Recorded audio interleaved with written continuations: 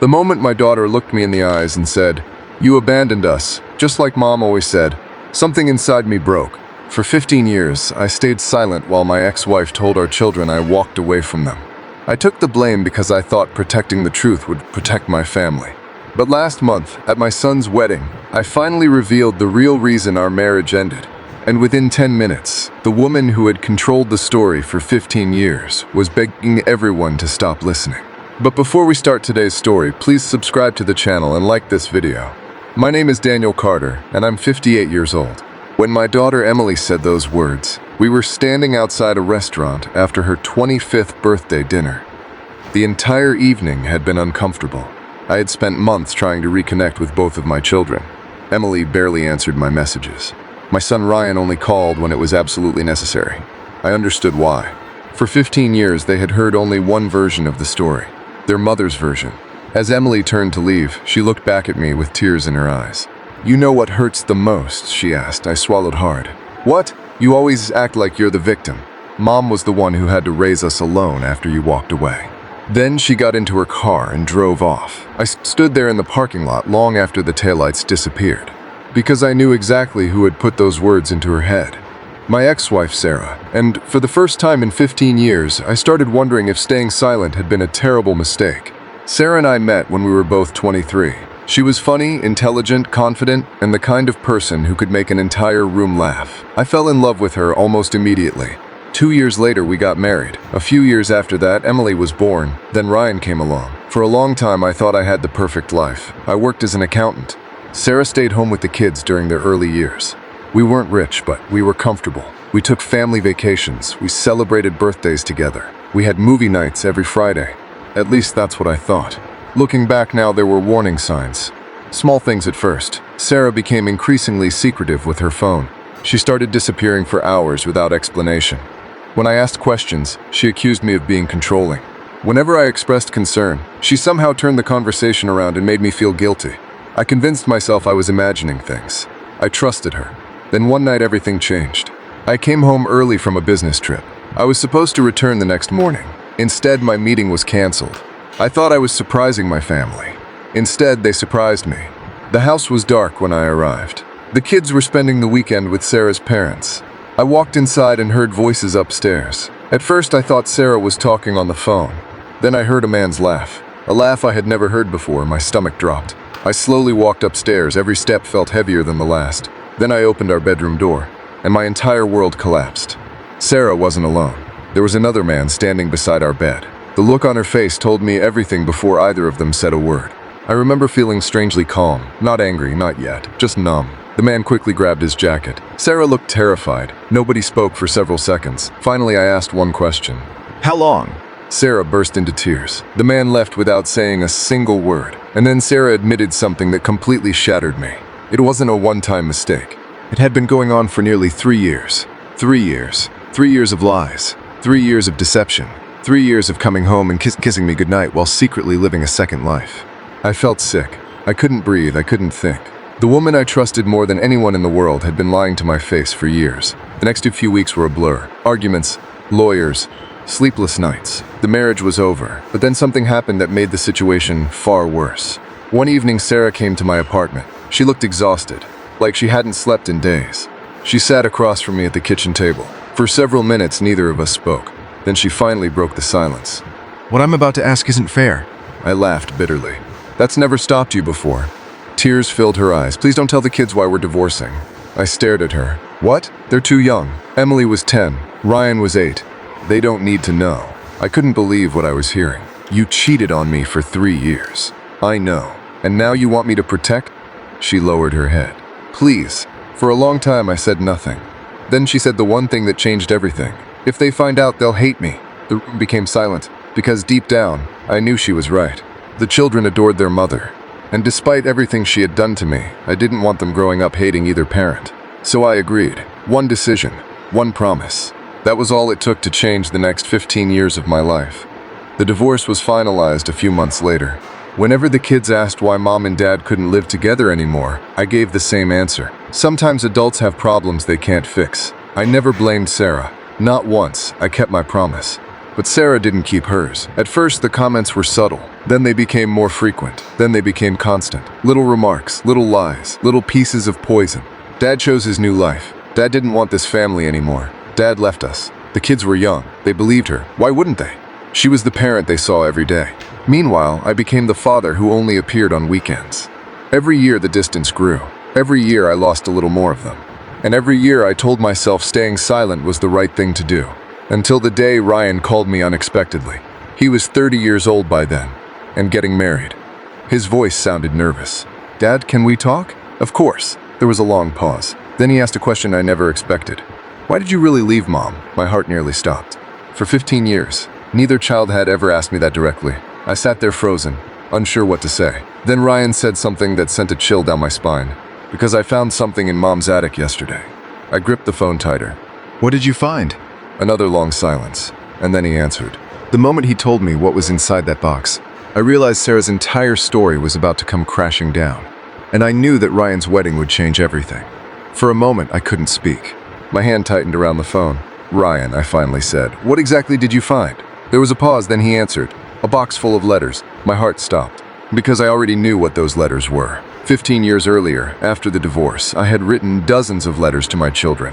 Birthdays, Christmases, school graduations. Moments when I missed them so much I couldn't sleep. I wrote everything down. Every apology, every word of encouragement, every expression of love. Most of them were never answered. Over time, I assumed the kids simply didn't want them.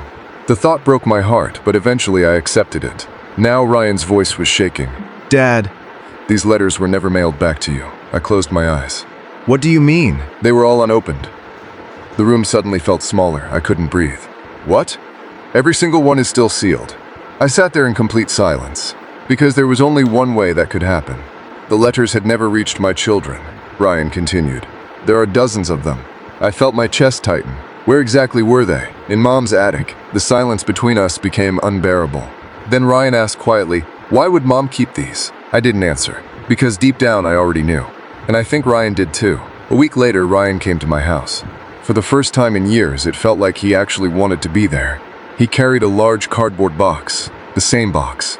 The box that had been hidden for 15 years. Neither of us spoke immediately. He simply placed it on my dining room table. Then he opened it. Inside were dozens of envelopes. Everyone addressed to either Ryan or Emily. My handwriting covered every envelope. My hand started trembling. I picked one up. It was dated 12 years earlier. Ryan opened it carefully. Then he started reading aloud. "Dear Ryan, I know you're probably angry with me. I don't blame you. But I want you to know there hasn't been a single day when I haven't thought about you." Halfway through the letter, his voice cracked. He stopped reading. I looked away. For years, I had imagined my children reading those words. Now I was watching my grown son read them for the first time. 15 years late, Ryan spent nearly 4 hours going through the box. The more he read, the quieter he became. Eventually, he looked up at me. His eyes were full of tears. "You never stopped trying." I shook my head. "Never." He covered his face with his hands. Then he whispered something that nearly broke me. "I thought you stopped caring." For a moment, neither of us spoke. Then Ryan stood up and hugged me. The first real hug I had received from my son in over a decade. I don't think either of us let go for several minutes. The next day, Ryan showed the letters to Emily. Her reaction was even worse. She called me crying. Not angry, not defensive, just devastated. "Why didn't you tell us?" I struggled to answer. Because the truth sounded foolish now. "I made a promise." She started sobbing. "A promise to who?" Your mother. The line went silent. Then Emily whispered, "She let us hate you." I didn't know what to say, because that was exactly what had happened. A few days later, Ryan invited me to lunch. When I arrived, Emily was there too. For the first time in years, we sat together as a family. The conversation lasted almost 3 hours. Questions came non-stop. Some were painful, some were heartbreaking. But I answered everyone honestly. I never insulted Sarah. I never exaggerated. I simply told the truth. By the end of the afternoon, both of my children looked emotionally exhausted. But something had changed. For the first time in 15 years, they finally knew who I really was. Then Ryan told me something surprising. "I think Mom needs to answer some questions too." I knew exactly what he meant. Ryan's wedding was 2 weeks away, and almost the entire family would be there, including Sarah. I wasn't looking forward to that conversation, but fate had other plans. The confrontation happened much sooner than expected. 3 days later, Sarah appeared at my front door.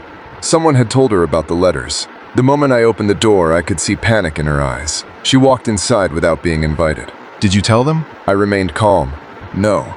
Then how do they know? I looked at her. Ryan found the letters.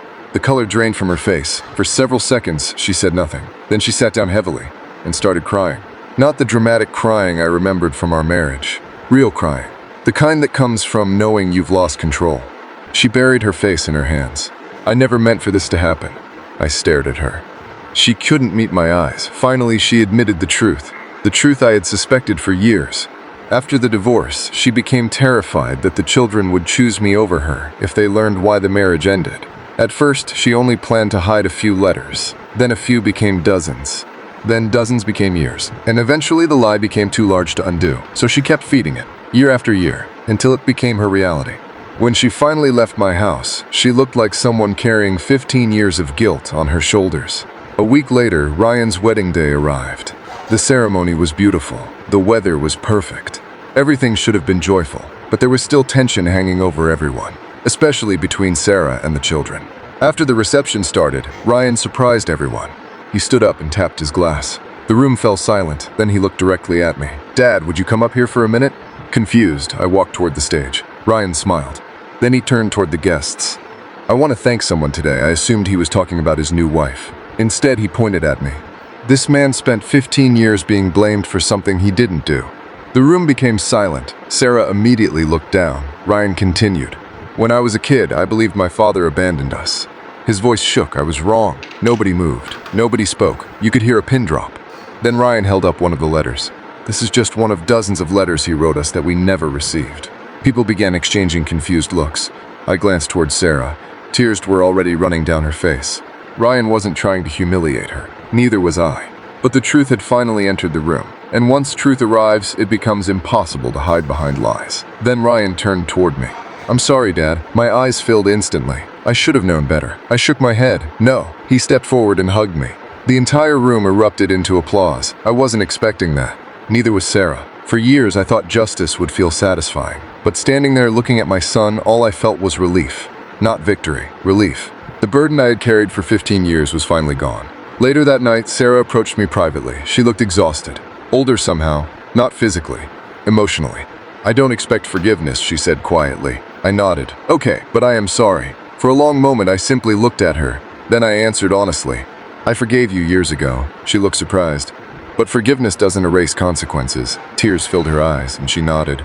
Because she knew I was right. Over the next year, my relationship with Ryan and Emily improved more than I ever thought possible. We had dinners together, family gatherings, phone calls that didn't feel forced. For the first time in a very long time, I felt like their father again. Not a visitor, not a stranger. Their father. Looking back now, I sometimes regret staying silent for so long. But I also learned something important. The truth doesn't always arrive on time. Sometimes it takes years, sometimes decades. But lies require constant protection. The truth only requires patience. If there's one lesson I've learned from all of this, it's that protecting someone from the consequences of their actions often creates even greater damage later. Love should never require sacrificing the truth, and no matter how long a lie survives, eventually reality catches up with it. In the end, honesty may hurt for a moment, but deception can steal years of people's lives. And 15 years later, the truth finally gave me my family back. If this story kept you hooked until the end, make sure to like this video and subscribe to the channel so you never miss another powerful story. And remember, sometimes the truth isn't what we expect. It's what we choose to believe before we have all the facts. Let me know your thoughts in the comments, and I'll see you in the next story.